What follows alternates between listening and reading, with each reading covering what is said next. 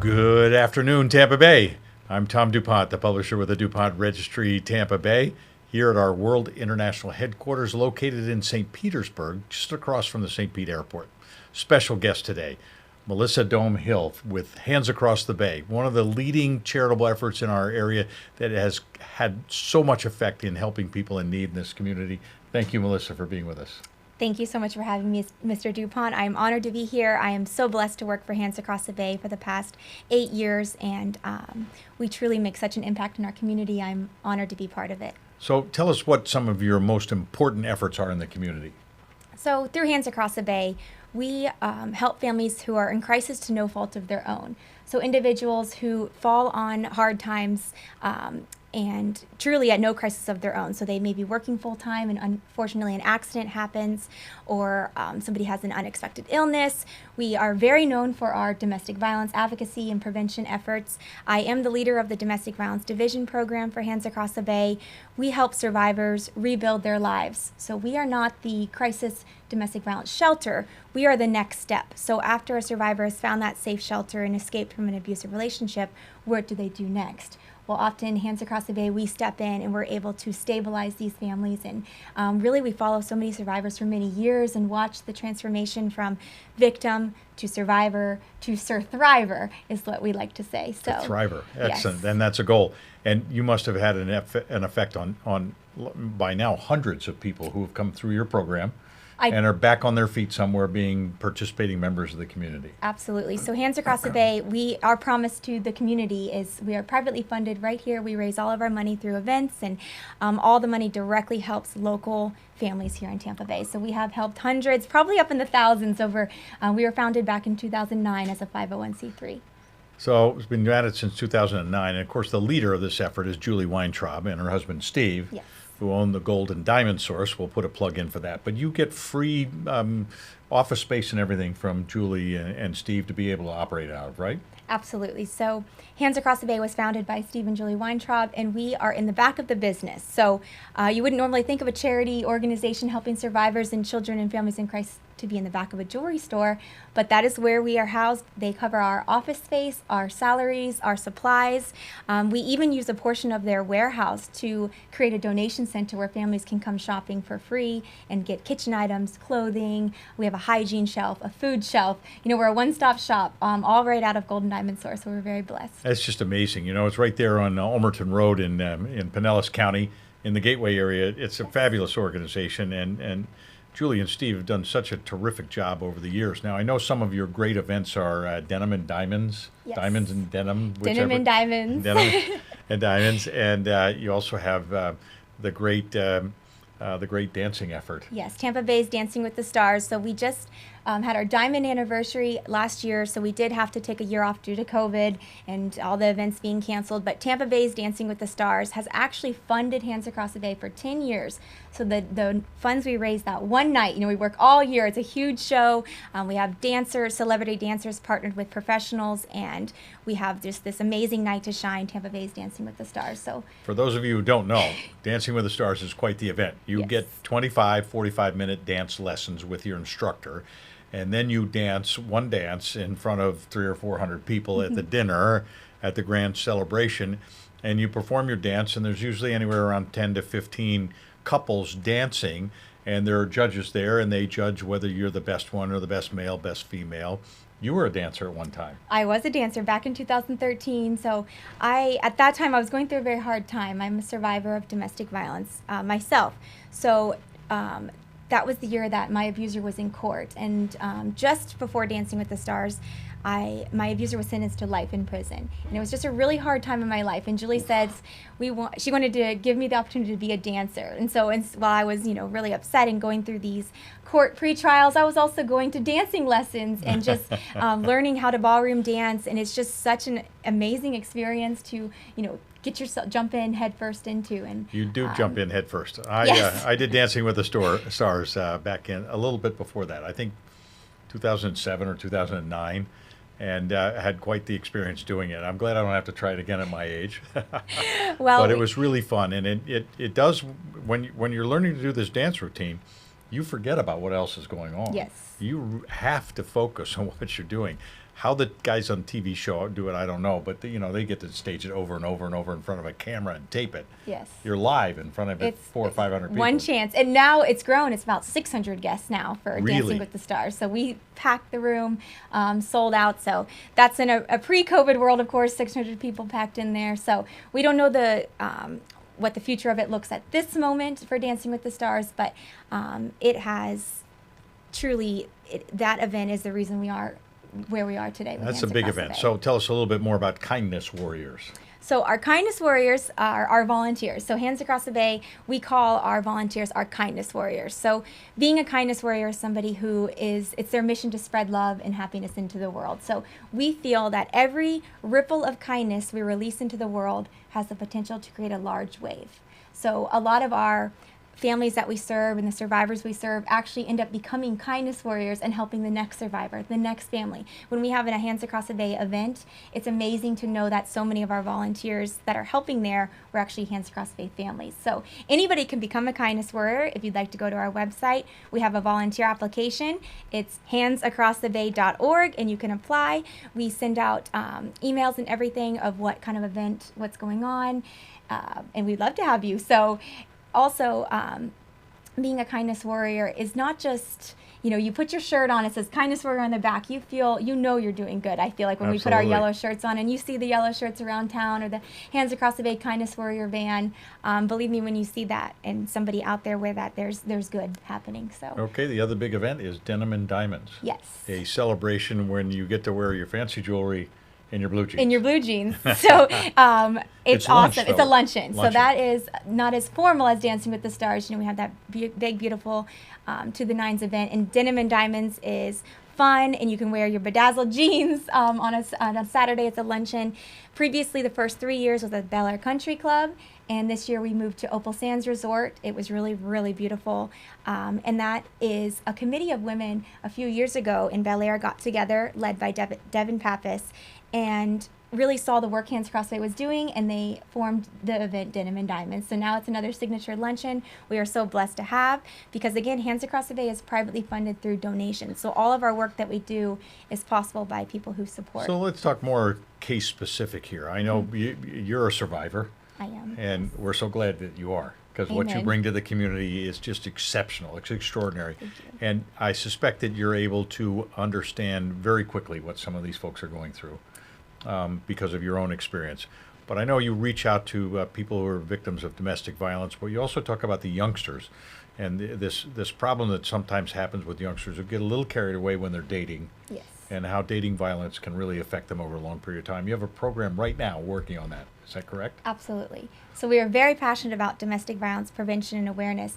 I truly feel that if we have education for teenagers and youth, middle school and high schoolers about dating violence, they wouldn't fall into these very dangerous domestic violence relationships as frequently as we're seeing in our statistics right now.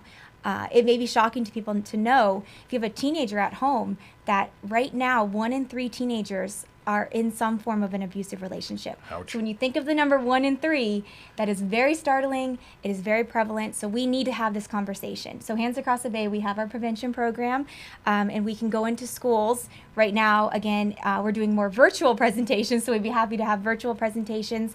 We can via Zoom or pre-recorded video, and we can get our message of dating violence awareness out to your school, to your club, to your business, or your church. So we'd be happy to provide those. And we also have resources. So if you are watching this and you'd like to get some resources on how to talk to your teen about dating violence, we'd be happy to provide them. We sponsor or partner with the Tampa Bay Times to bring this each year. We've probably done it for 4 or 5 years and got 500,000 copies of these into the hands of teenagers. So if anybody would like some, they can reach out to us. We also have these awesome bookmarks that talk about the warning signs, loves me not, and great tips on how to talk to your teens. So we try to make it easy on you. We know that domestic violence is hard to talk about. It's hard to bring up that topic of dating, and these hopefully kind of ease that burden and help parents and youth navigate how to start that conversation. Well, you start at that point in their lives, maybe it'll be a little bit less of a problem when they grow older as well. Yes, I do want to say that myself, I'm a survivor of dating violence and domestic violence. I was only 19 years old when I was a victim of attempted murder. So my ex-boyfriend, who I met at Clearwater High School, we started off as a very normal dating violence relationship. After I tried to leave him knowing he was abusive, he came back and I actually was stabbed 32 times. So it was a really horrific attack, and by the grace of God, my life was saved. I was airlifted to Bayfront Hospital, where doctors tirelessly worked to save my life, and many months of therapy and counseling and everything later, Hands Across the Bay came into my life and helped get me stabilized. Julie became my advocate personally, and that's really what led me to this path of work. So being a survivor and being so young and not having that knowledge, I truly feel that it is my purpose and my mission to speak out about this. And once I met Julie, and not only I myself was stabilized as assisted by Hands Across the Bay, I felt like, wow, I wish I could do this for somebody else. I wish I, could lend that helping hand. And that's when Julie decided to hire me. And I've been working. It's an important mission, and we're so glad that you survived this incident in your life, and then so many good doctors were there to help you out. Amen. And then somebody was able to reach out and lend you a hand, like Julie did, to help you pull you back out of the abyss and help you start you on the right path, which has been so beneficial not only for Melissa and Julie, but for our whole community, our whole town. We're very fortunate to have you in the community and do the efforts. I have to bring to you a saying that I learned way back when I was in high school, which stuck with me a long time. There was a fella in the high school, and Jimmy was a little Italian guy that he was the janitor. He always had a pressed uniform on with Jimmy on his lapel, and always looked good. And he was always stopping everywhere in the hallway to mop something, pick up a piece of trash, whatever. And you kind of learn from Jimmy's habits that you needed to be out there doing something more than just going to class and coming back. Jimmy had a saying that was turned into a plaque, and when he died at a fairly young age, at 41, they put the plaque up in his honor at the school. And I don't know too many schools that have a plaque in honor of the janitor who passed away. But Jimmy said that life was all about looking out and not in, looking up and not down, looking forward and not back, and lending a hand. Absolutely. And that embodies what Hands Across the Bay does. It's all about a hand. It's reaching across the bay. And you've been able to draw members of the community together. So give us a story on either a volunteer that came out of nowhere and said, geez, I want to do this for you, or in fact, maybe an incident where you obviously don't want to use names in some of these cases, but an incident where somebody you were rescuing went through a really tough time. You were able to pull them back from the abyss. Absolutely. Well, first thing that came to mind is a survivor that I would love to share anonymously her story. So I know a quote too, that the only time you should be looking down to somebody is when you're trying to help them up. So I thought of that when you were saying that too. That's a beautiful story for the janitor. But this survivor I want to share with you. So she came to us.